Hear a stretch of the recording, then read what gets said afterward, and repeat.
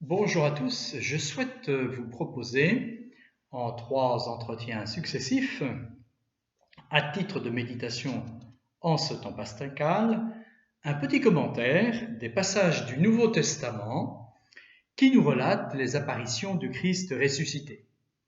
Pendant les 40 jours, en effet, qui s'écoulent de sa résurrection à son ascension, et c'est le temps que nous vivons en ce moment, Jésus n'est pas demeuré continuellement avec ses disciples, ni même avec ses apôtres, comme ça avait été le cas pendant sa vie publique jusqu'à sa mort.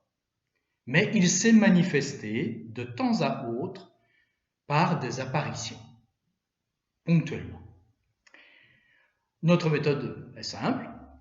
Il s'agit de lire ou raconter les épisodes concernés, les apparitions donc du Christ ressuscité, et d'en souligner les éléments les plus importants, les traits les plus saillants ou les plus significatifs.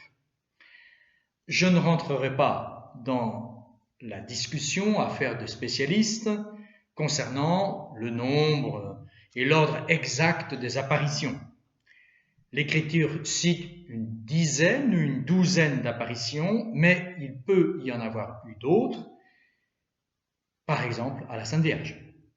L'Écriture ne dit rien d'une apparition de Jésus à sa mère, mais la tradition est d'avis que la Sainte Vierge fut gratifiée la première d'une visite de son Fils ressuscité. Les dominicains, dit-on, expriment ce sentiment commun de l'Église en se rendant au matin de Pâques, un cierge à la main, jusqu'à une statue de la Sainte Vierge, la lumière représentant bien sûr, comme à la veillée pascale, le Christ ressuscité en personne. Je m'en tiendrai, donc, puisqu'il faut choisir un parti, à l'ordre qu'a adopté saint Thomas d'Aquin, d'abord parce qu'il suit lui-même un auteur qui n'a rien perdu de son actualité sur la question, je veux dire saint Augustin, et ensuite parce que je me suis inspiré à plus d'une reprise de saint Thomas d'Aquin sur ce sujet. Quel but poursuivrons-nous en lisant et méditant ce récit des apparitions du Christ ressuscité? Le but, c'est de nourrir notre foi. Notre foi en la réalité de la résurrection de Jésus et par là même notre foi tout court. Si le Christ, en effet, n'est pas ressuscité, proclame saint Paul, notre foi est vaine. Le fondement, le socle de toute notre foi, c'est la résurrection de Jésus, en particulier parce que Jésus avait annoncé qu'il ressusciterait, ses adversaires eux-mêmes en ont témoigné. Raconter, commenter les apparitions du Christ Jésus, c'est donc nourrir vraiment notre foi, nous le verrons, c'est nous ménager en effet l'occasion d'actes de foi répétés, entretenir en nous la vertu théologale de foi qui nous a été donnée par le baptême.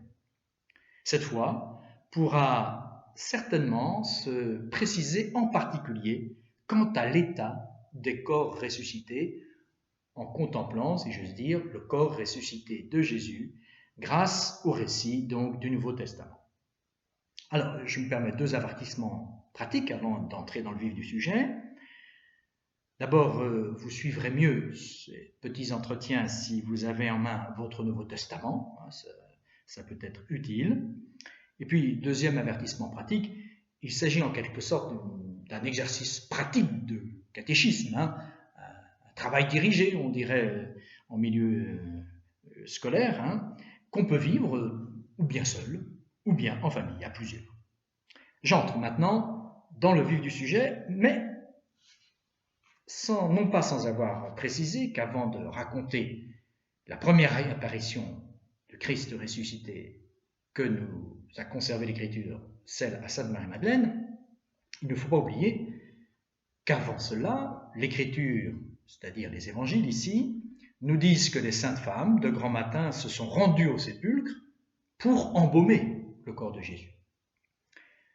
Que Sainte Marie-Madeleine est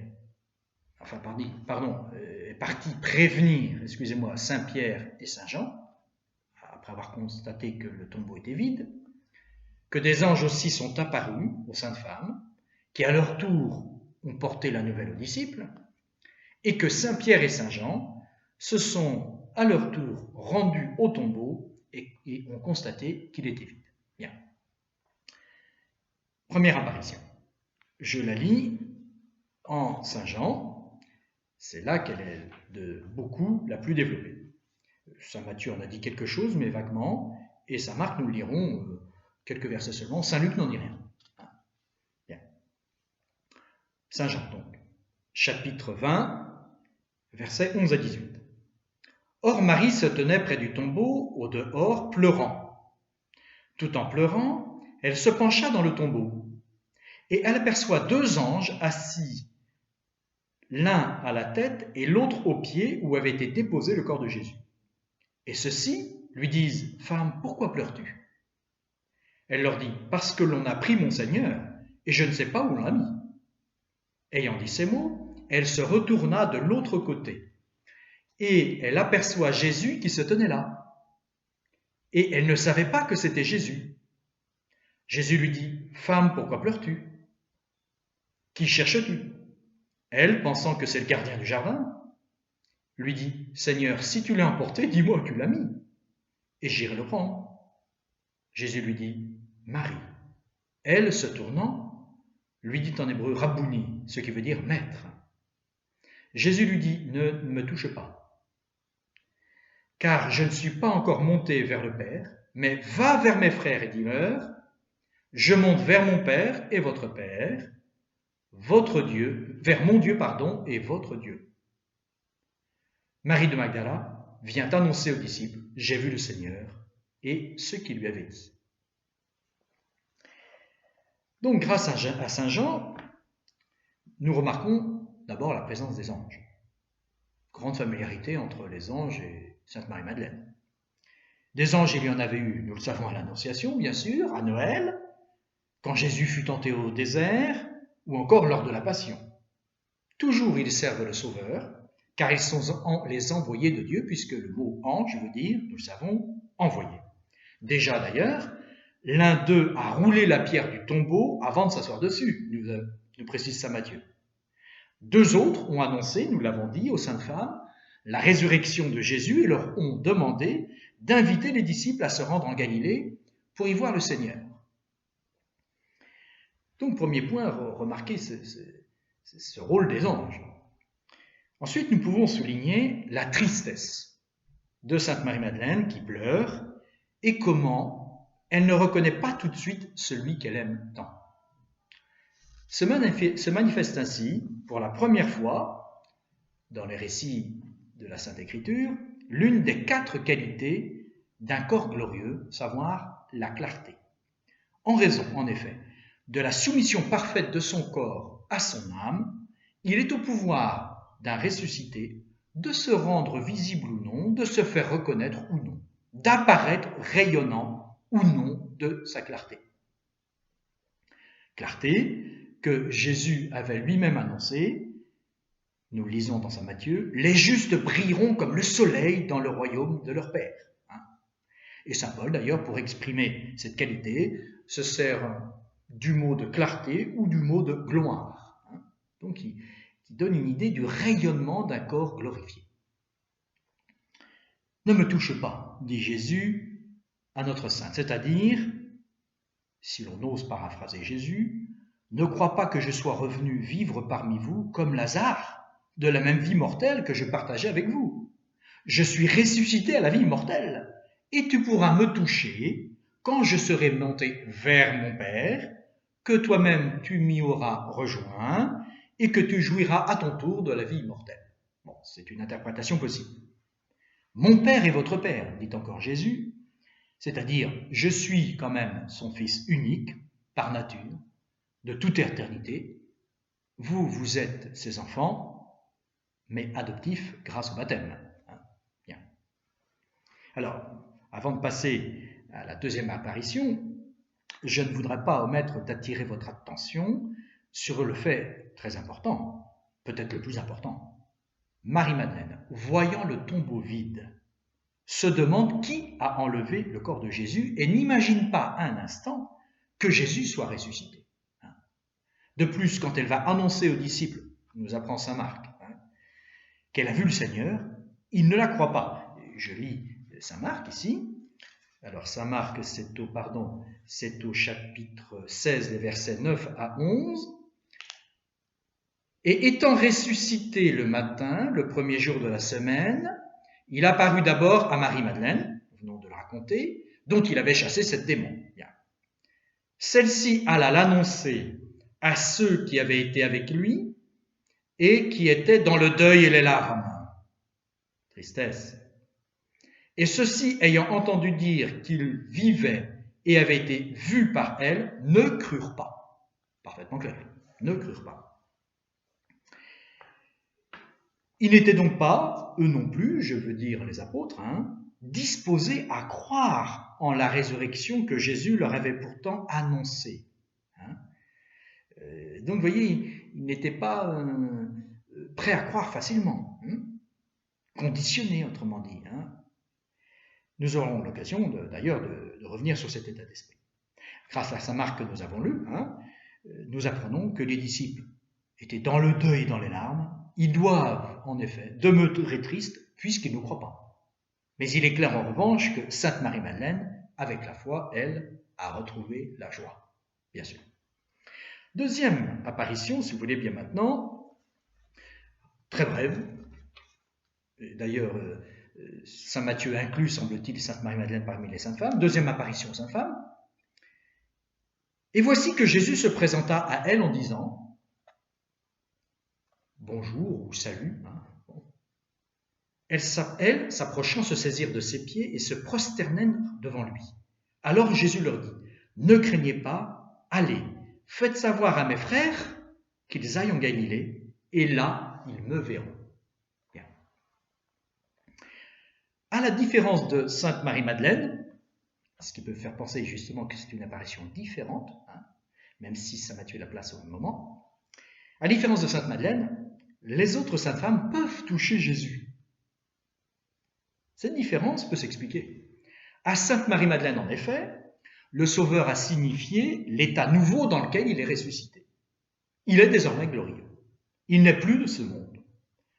Auprès des autres saintes femmes, il fait comprendre que c'est bien lui, le même qui était mort, et qui est maintenant vivant. Dans le premier cas, Jésus veut faire sentir ce qui a changé, son état, et dans le second, ce qui demeure, il est le même Jésus.